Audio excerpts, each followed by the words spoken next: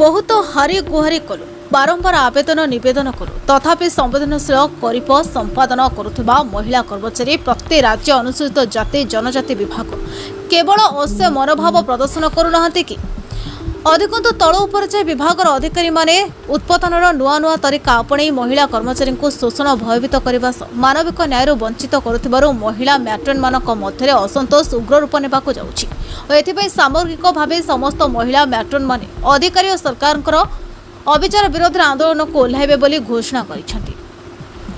ଆଜି ଭୁବନେଶ୍ୱରଠାରେ ବୁଦ୍ଧ ମନ୍ଦିର ପରିସରରେ ଅନୁଷ୍ଠିତ ଜାତୀୟ ଓ ଜନଜାତି କଲ୍ୟାଣ ବିଭାଗ ଅଧୀନସ୍ଥ ବିଭିନ୍ନ ଛାତ୍ରୀ ନିବାସରେ କାର୍ଯ୍ୟ କରୁଥିବା ମହିଳା ମ୍ୟାଟ୍ରନ୍ମାନଙ୍କ ସଂଘ ନିଖିଳ ଓଡ଼ିଶା ଲେଡି ମ୍ୟାଟ୍ରନ୍ ମହାସଂଘ ପକ୍ଷରୁ ଆୟୋଜିତ ଏକ ସାମ୍ବାଦିକ ସମ୍ମିଳନୀରେ ମହାସଂଘର ଅଧ୍ୟକ୍ଷ ଶ୍ରୀ ପ୍ରଭାତ ମହାନ୍ତି କହିଥିଲେ ଯେ ତତ୍କାଳୀନ ସରକାରୀ ବିଧ ବ୍ୟବସ୍ଥାରେ ଯଥାରୀତି ନିଯୁକ୍ତି ପାଇଁ ଦୀର୍ଘ ବର୍ଷ ସନ୍ତୋଷଜନକ ସେବା ଯୋଗାଇ ଆସୁଥିବା ମହିଳା ମ୍ୟାଟ୍ରନ୍ମାନଙ୍କୁ କୌଣସି କାରଣ ନଥାଇ ସ୍ଥାୟୀ କରାଯାଉ ନାହିଁ।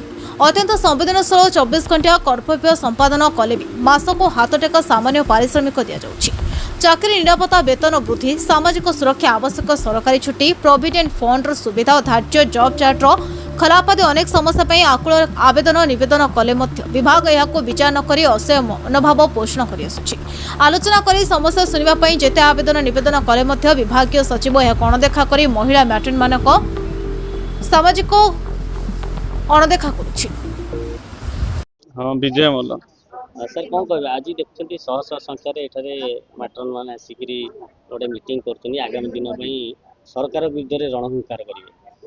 देखो जो मटन माने जो एससी एसटी स्कूल मानकर अच्छी प्राय 7 दिन मास सारा 24 घंटा से जगिकी रोचन पिलांकर खाइबा पीवा पढ़ा केमी स्वास्थ्य माने से हॉस्टल टेबुल चेयर पाखु जेते सब से माने दरमा जो एबे बढ़ी 10-12,000 15,000 टका भितर पाउछन पिला छुआ छाड़ी रोचन अन्य कर्मचारी माने कौन 8 घंटा ड्यूटी कले घर को पलि आउछन से घर को फेरी पारना से 24 घंटा रही जाऊन से जेहेतु ग्रेजुएशन अच्छा उच्च शिक्षित अच्छा पिला से गाइड कर पढ़ाऊँ भी पढ़ा देखुं दाबी जो अच्छी नियमित करने सहित अन्य दरमा अन्य कहते बर्तमान सरकार जोटा कॉन्ट्रैक्चुअल थिला सेटा मध्ये उठे देबा पई सरकार चिंता करते।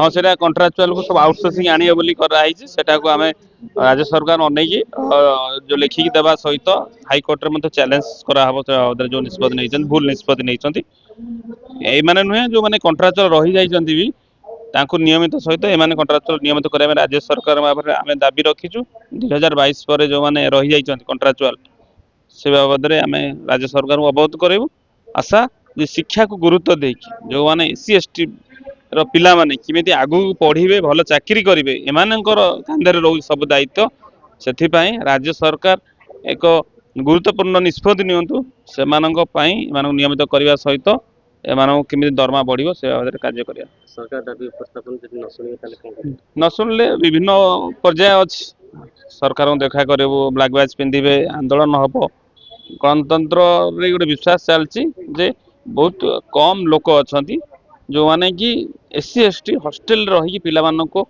आगू को नौ समानता से सरकार निहाती विधिवत भाव निष्पत्ति नेबे बोली आशा। ओडिशा लेडी मैट्रन महासंघर प्रेसिडेंट सुजाता मैडम कौन कहबे आज जो एठारे मीटिंग करते ताको नै कोन कहबे हमर आज गोटे स्ट्राइक डाकी बोली कि तार पूर्व प्रस्तुति होउची आम मैट्रन माने सब पोस्टिंग 3000 पर ऊर्ध्व मैट्रन पोस्टिंग हेछि एससी एसटी डेवलपमेंट डिपार्टमेंट रे जे हॉस्टल मानक रे लेडी हॉस्टल मानक रे किंतु आम कॉन्ट्रैक्चुअल रे पोस्टिंग हेइथिलु 14 मसिया एबे सेटा आउटसोर्सिंग करा जायछि 26 मसिया रे गवर्नमेंट गोटे ये करी के मैट्रन माने 25 मसिया पूरा परे जो माने पोस्टिंग हेबे से माने आउटसोर्सिंग रे हेबे सेटा को विरोध करिछु से प्रेस टीम आज डाकिछु ता सहित आम रेगुलेशन हो पारनु 11-12 वर्ष ला चाकरी कला परे रेगुलेशन केमती हबो दरमा वृद्धि बहुत निम्न दरमा पाउछु सबु दर दाम वृद्धि परे आमे पाउछु 15,000 मात्र 15,000 जहा माने हमरा अति घुन्नर माने ये आमे दरमा वृद्धि पई सेति पई भी स्ट्राइक करिया पई प्रस्तुत होउछु आउ रेगुलर केमती हबो हमरो केमती चाकरी जॉब सिक्योरिटी हमरो जंदी हम बेस मैनेजमेंट पोस्टिंग हेचु ତାହା ବି ବେଷ୍ଟ ମ୍ୟାନେଜମେଣ୍ଟ ଦିଆଯାଉନି, ସେଟା ବି ଆମ ହାତ ଛଡ଼ା କରାଯାଉଛି। ଏମିତି ବହୁ ଦାବି ନେଇକି ଆମେ କରୁଛୁ। ମ୍ୟାଡ଼ାମ ଦେଖିବା ଆପଣ ତ ଦାବି ଅନେକ ଥର କରୁଛନ୍ତି, ସରକାର ମଧ୍ୟ ସରକାର କିଛି କଥା କେବଳ ଗୋଟେ 10,000 ରୁ 15,000 ବୃଦ୍ଧି ହେଇଛି। ଗୋଟେ ଦରମା ଖାଲି ଏଇ ଗୋଟେ ଦରମା ପ୍ରତିଶ୍ରୁତିଟା ଇଏ କରିଛି ନା, ମାତ୍ର 5,000 ଟଙ୍କା ବୃଦ୍ଧି। କଣ୍ଟ୍ରାକ୍ଚୁଆଲରେ ଥିଲେ, ବର୍ତ୍ତମାନ ଆଉଟସୋର୍ସିଂ କରିଦେବେ ସରକାର କହୁଛନ୍ତି କହିବାର outsourcing। ମାନେ କଣ? ତାର ଗଭର୍ଣ୍ଣମେଣ୍ଟ ଜାଣିଥା, ଆମେ ଆପଣ ମାନଙ୍କ ମାଧ୍ୟମରେ ତ ସରକାରଙ୍କୁ ଚେତାବନୀ ଜଣାଉଛୁ, କ'ଣ ପାଇଁ କଣ୍ଟ୍ରାକ୍ଚୁଆଲ ପ୍ରତିବାଦ ଜଣାଇବୁ। କେତେ ଜିଲ୍ଲାରୁ ଲୋକ ଆସିଛନ୍ତି ଆପଣ? 30ଟା ଜିଲ୍ଲାରୁ ଆସିଛି। କେତେ ପ୍ରେସିଡେଣ୍ଟ ମହିଳା? ସେକ୍ରେଟାରୀଙ୍କୁ ଡାକିଛୁ। ଆମେ ଏବେ ଏଠି ଉପସ୍ଥିତ ଅଛନ୍ତି 300ରୁ ଉର୍ଦ୍ଧ୍ୱ ମହିଳା ଉପସ୍ଥିତ ଅଛନ୍ତି। ଆମେ 3,000ରୁ ଉର୍ଦ୍ଧ୍ୱ ମହିଳା ଅଛୁ।